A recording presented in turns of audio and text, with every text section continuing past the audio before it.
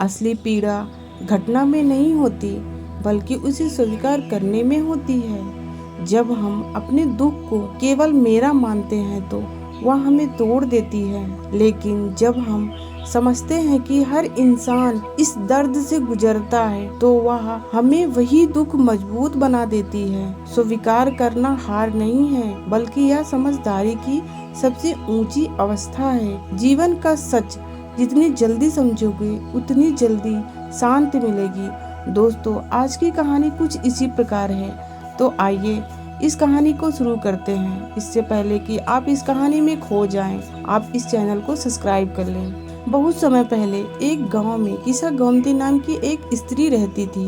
उसका एक छोटा सा बेटा था, वही उसकी पूरी दुनिया था, उसकी खुशी, उसकी उम्मीद थी। लेकिन एक दिन अचानक उसका बेटा बीमार पड़ गया और कुछ ही समय में उसकी मृत्यु हो गई। किसा गोमती यह मानने को तैयार ही नहीं थी कि उसका बेटा अब इस दुनिया में नहीं है। वह अपने बेटे को गोद में उठाकर हर दरवाजे पर जाती और कहती, मेरे बेटे को कोई जिंदा कर दो, कोई दवा दे दो।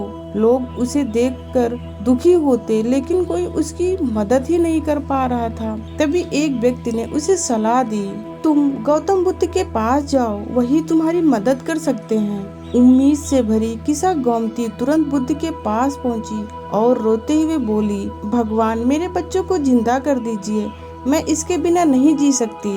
बुद्ध ने शांत स्वर में कहा, मैं तुम्हारी मदद कर सकता हूँ, लेकिन तुम्हें एक काम करना होगा। वह बोली, मैं कुछ भी करूँगी।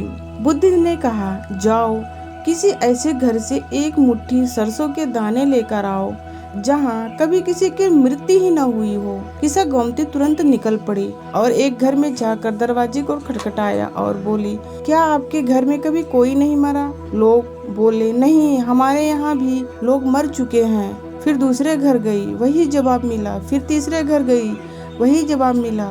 पूरा गांव, हर घर में किसी न किसी का दुख था। धीरे धीरे किसा गोमती को ये एहसास होने लगा कि वह अकेली नहीं है, हर कोई इस दर्द से गुजरता है। शाम होते होते उसका रोना बंद हो गया, उसके अंदर एक अजीब सी शांति आ गई। वह बुद्ध के पास वापस आई। इस बार उसके हाथ खाली थे, लेकिन उसका मन बदल चुका था। वह बोली, भगवान, मैं समझ गई हूँ कि मृत्यु जीवन का सत्य है। बुद्ध ने कहा, जब हम उस चीज को पकड़ कर रखते हैं जो हमेशा नहीं रह सकती, तभी दुख जन्म लेता है। किसा गोमती ने अपने बच्चे का अंतिम संस्कार किया और सत्य को स्वीकार करके एक नई शुरुआत की। दोस्तों, यह कहानी सिर्फ एक माँ के दुख की नहीं है, यह कहानी हमारी जिंदगी का एक आईना है।